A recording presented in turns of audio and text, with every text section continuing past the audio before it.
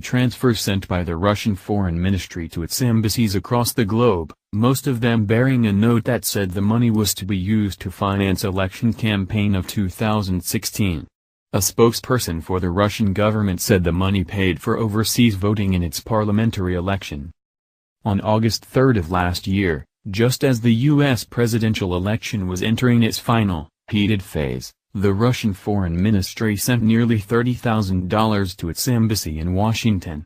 The wire transfer, which came from a Kremlin-backed Russian bank, landed in one of the embassy's Citibank accounts and contained a remarkable memo line, to finance election campaign of 2016.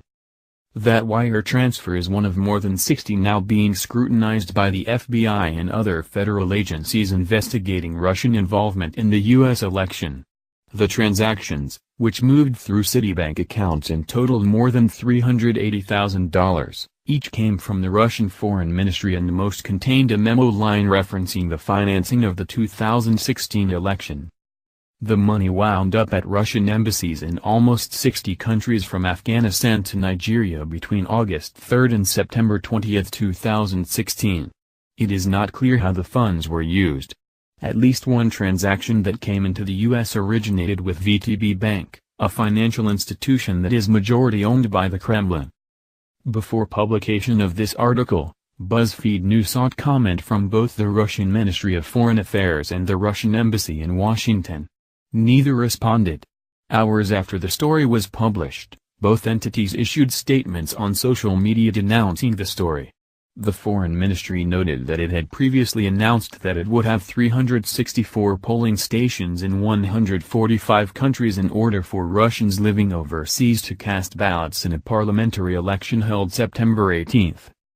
The Russian embassy added, "This attempt to artificially draw Russia and the embassy to the internal U.S. disagreements has failed in the most shameful manner." The U.S. Treasury Department placed VTB Bank under sanctions in 2014, following Russia's annexation of Crimea. The sanctions prohibit VTB Bank from raising capital or accepting loans from American individuals or companies. A wire transfer to the embassy's U.S. bank account is permitted, however, and Citibank has not been accused of any wrongdoing. In a statement, Citibank spokesperson Jennifer Loney wrote that the financial institution is diligent in reporting suspicious transfers but that given the confidential nature of these reports, we do not comment on or confirm any particular report or transaction. After discovering the $30,000 transferred to the embassy in Washington, Citibank launched a review of other transfers by the Russian Foreign Ministry. It unearthed dozens of other transactions with similar memo lines.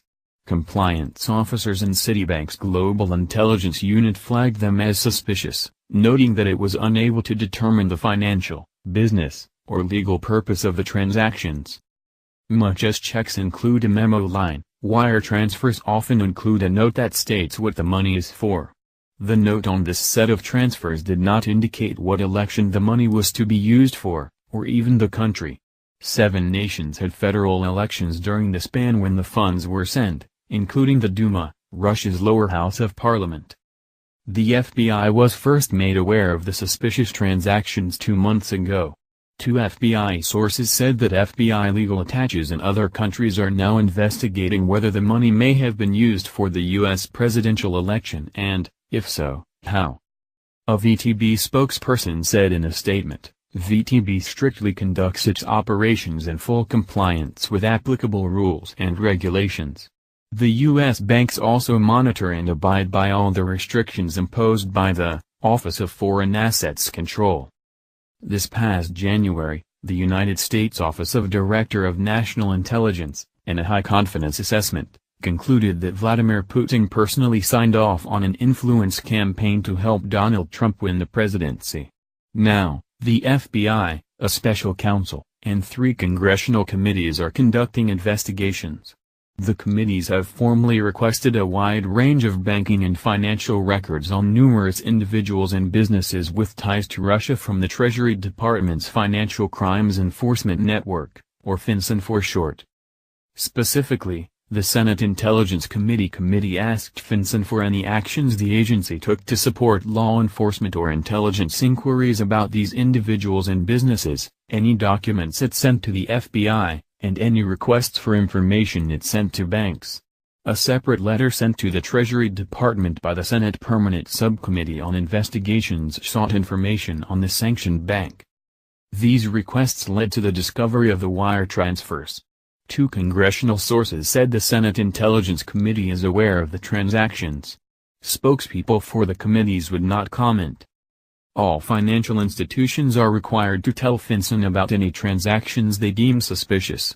Such suspicious activity reports do not necessarily prove or even indicate wrongdoing. Federal law also requires financial institutions to file reports on any cash transactions of more than $10,000 in a single day, even if those transactions are legitimate. Banks must also file the reports whenever they suspect money laundering or other financial crimes.